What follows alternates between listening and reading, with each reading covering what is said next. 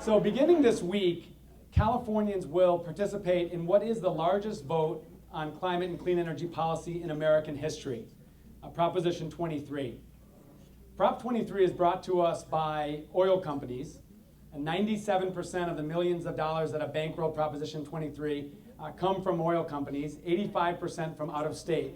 And here's what Proposition 23 does, and here's why it's essentially an attack on environmental leadership in California.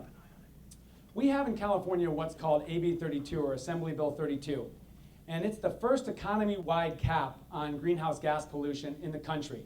And it was passed in 2006 with bipartisan support. Proposition 23 is clever and it's deceptive. It's clever because it appears to make us, it's clever because it appears to be moderate, right? It seems like it would only suspend a law until things get a little bit better. But we all know, actually, that the way that it's written, it's a straight-up repeal. And their strategy is very clear, which is if they can drive a stake in environmental policy making in California, and California rolls back its groundbreaking climate and clean energy law, what does that mean for the rest of the country?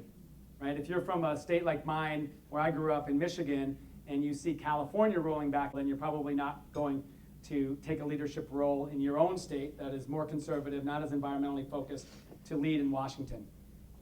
It's deceptive because it seems to make us choose between the economy and the environment, between jobs and climate action.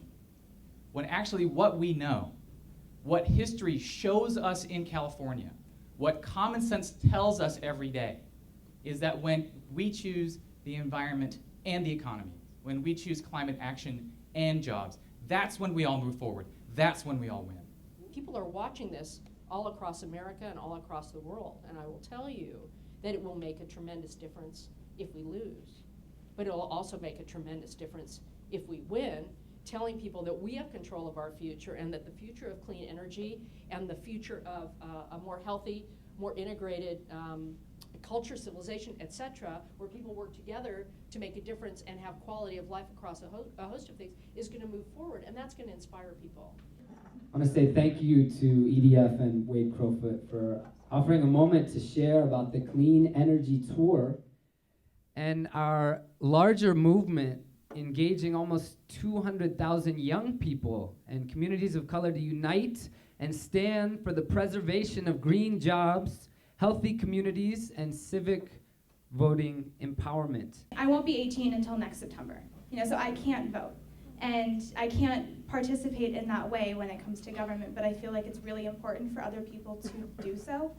Part of the reason why it's so important is that this is my future. Like, in 20 years, I'll be raising a family, and I don't want my kids growing up with asthma from pollution emissions, and I think it's my future.